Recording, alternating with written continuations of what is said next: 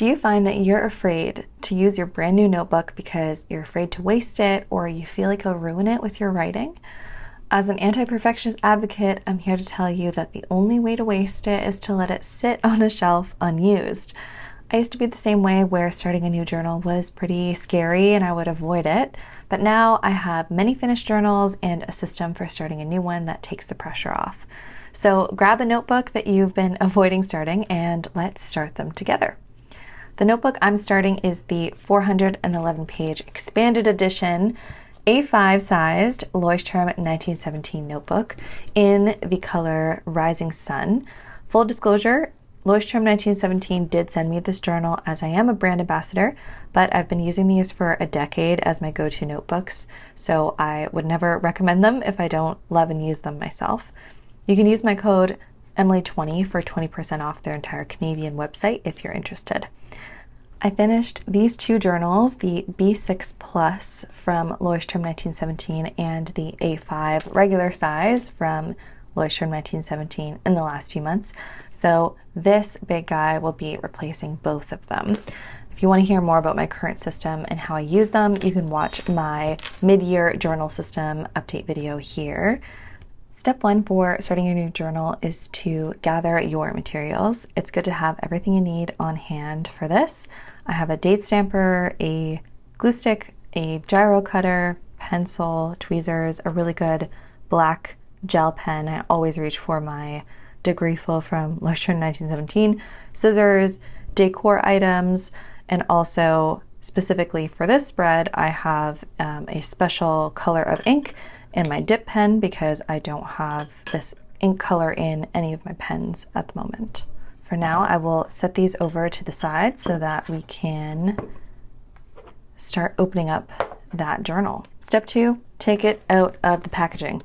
I've been waiting to make this video so that I can actually start using this notebook, and it's been really weird to not have a notebook to use lately. So Leuchtturm comes with this paper packaging on it. It usually also comes plastic wrapped, but I already took that out. It also comes with a couple of inserts, a thank you card, and a little bit about the brand and the different covers and things they have that comes in each one. Now it's time to date the first page with today's date, which is step 3. I always put the date when I start and finish a journal at the very beginning so that I can see how long it takes me to fill it up, usually on this page right here, which is the back side of the table of contents pages. And you can see I did something similar in my B6. It's just a fun way and a really easy way to start the journal. Today's date is July 6th, 2025. And then I also like to put a little sticker or something at the front. So I will add this sticker here, which is a cutoff from a Freckles Tea pet tape that matches the color of the cover. Okay, so nice and easy. Nothing too scary there. Step 4 is to set up the ink log in the back. Also, as part of the journal, Leuchtturm 1917 always has these stickers that you can use to archive your notebook, so you can stick them on the front and on the spine. So they fit right in there. So I'll turn to the very back page. Because this is new, it's not sitting super flat yet, so I'll press open these pages. And then I always have a really heavy-duty clip, which I use all the time. In the back of my B6 Plus, I have my ink log, and I did the same thing in this journal as well. I have the 6 same fountain pens on rotation, and I can't always remember what inks are in which pens. I tend to reach for the same types of colors, so sometimes I can't even tell which ink I'm using when I start writing since they look so similar to one another. This one you can see a lot better, like the Vert Atlantide looks very similar to the NGC 1850 from Colorverse, for example. So this ink log is very simple and helpful for that. It's a 6-column table with each pen that I have at the top. It usually corresponds to how I store them in my 6-pen case. I have 2 that I'm using elsewhere right now. And it has helped me so many times when I'm looking for a specific ink to fit my mood or my spread, or if I just completely forget what's in them before I go to write with them. The size of the A5 lends itself very comfortably to this, and I have just enough room to fit all 6 of my pens in one spread. And I don't change pen inks very often. As you can see, I only got about halfway down the page, so I haven't run out of space yet. If I did, I would just continue it on the previous page and do the same thing so that I know at all times what inks are in my pens. A tool I forgot to mention at the beginning is a ruler. I had this Midori multi-ruler and I love it because it comes out into a full-size ruler, but it's a lot more portable when it can snap to half the size.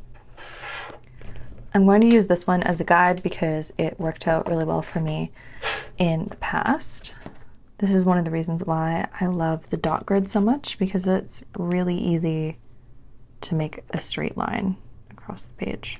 It's very helpful that it divides very evenly into 3 columns, so each column is 9 boxes wide.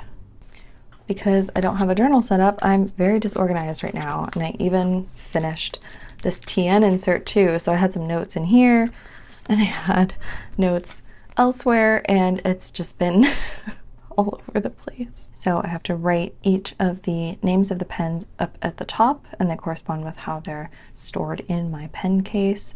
And then with each pen, I'll be writing out the name of the ink, the date that I put that ink in there, and the company that it's from, so I keep it all organized. All right, that is a first full spread completely finished in our new journal. Step 5 is decorating the first page.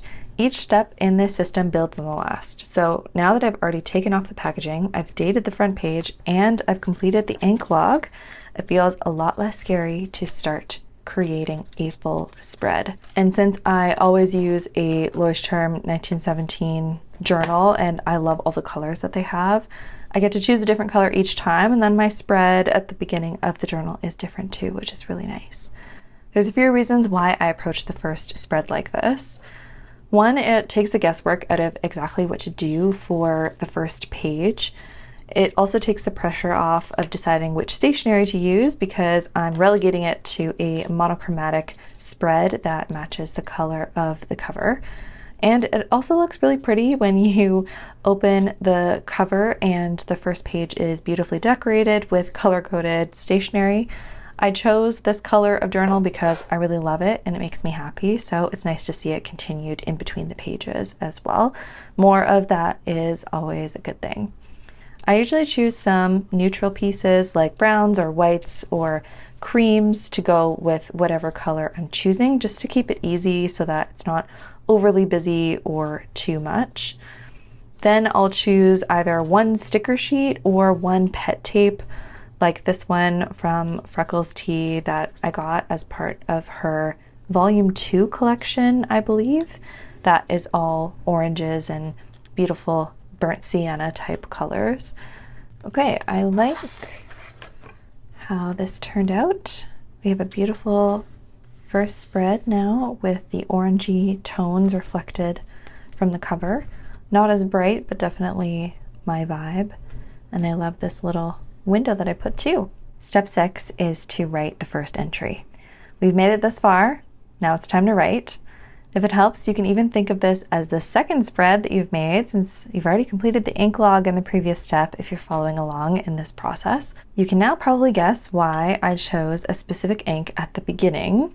I wanted an orange to match the spread. This is one from Ferris Wheel Press called Main Street Marmalade. Writing your first entry after decorating is really great because, one, now I only have to write on one page. I've already started the spread, now I'm just finishing it, rather than staring at an absolutely blank spread and trying to get yourself to write. And it's also great because I already know what ink color I'm going to use. And since I don't have this in any of my pens at the moment, I'm going to be using my J. Urban glass dip pen to write it out, which will be really fun. So it kind of takes away all of those questions as well. What pen should I use? What color should I use? You already know, so then you can just get down to writing. And for writing the first entry, I like to bring an excited / fun / open to the possibilities of the universe type energy. I feel like the first spread and what you write can really help set the tone for the rest of the journal and make it easier to come back to again and again because you sort of infused this fun energy into it. How do I do that? I do that by answering prompts like, why am I excited to start this new journal? What do I intend to do with it? How will it help me achieve my goals, my intentions, and aspirations? And then I also give myself permission in the journal entry to get messy, to be imperfect, and to have fun in this journal instead of putting pressure on myself. It's like a pep talk for yourself and for your journal. Okay, how exciting. This looks amazing. I'm so excited. I love the border, I love the orange, and as the dip pen starts to run out of ink, you sort of get that natural shading, and then when I dip it again, you can see a more solid and bright orange. So I really love that. I feel like it matches the color almost perfectly, which is amazing. Step 7 is to decorate the cover. With the journal thoroughly broken in, now I can decorate the front cover with a sticker. I always pick something that I really love that I want to see every single day, all the time. This one is a white pet tape cutout, and this one is also from a pet tape. This is Freckles Tea. This is Muka Studio, I believe. Muka Studio has another one that as soon as I saw it, I knew I wanted to use on the front of this journal. I've been keeping this for such a long time, so I'm very excited to use it on the front. I feel like it's the perfect one to use. A big piece of pet tape is the perfect thing for a cover because it sticks really well, but if you do want to pull it off, you can. The only thing is that you can only stick it down once, because if you try to stick it down more than once, the edges will curl up. I stuck this one down, realized it was really tilted, and peeled it back up, and then ever since I did, this corner would not stay down. So it's important to get it right on the first try in this case. Okay, this is pretty much done, except for there is a bonus step, which I'll be doing off camera for obvious reasons, which is putting your name and contact information in the front. And the reason why I say email and phone number is because if you lose it in your home country or home area and your phone number works, that's great. But if you're traveling, using your email means that people can contact you no matter what, because they can easily email you from anywhere in the world, versus a phone number only might be a little bit more difficult to contact you. So I recommend putting that stuff in the front so that you are always able to be reached in case you lose your journal. That was my full 7-step system, and it has not failed me yet on how to start a journal and break it in. Did you find this helpful or insightful? Or maybe you'd rather do something completely different? Please let me know in the comments. I always love chatting with all of you, and I learn so much, so definitely see you in there. When you're done your current journal that you just started, and you need another one, I highly recommend Lois Term 1917 notebooks, of course. You can use my code Emily20 to get 20% off of their Canadian website only on the Canadian website, loisterm1917.ca. And that works for all of their products, including if you want one of these giant 411-page notebooks. They're gel pens like the one I used, or any of the other sizes of notebooks that I showed today.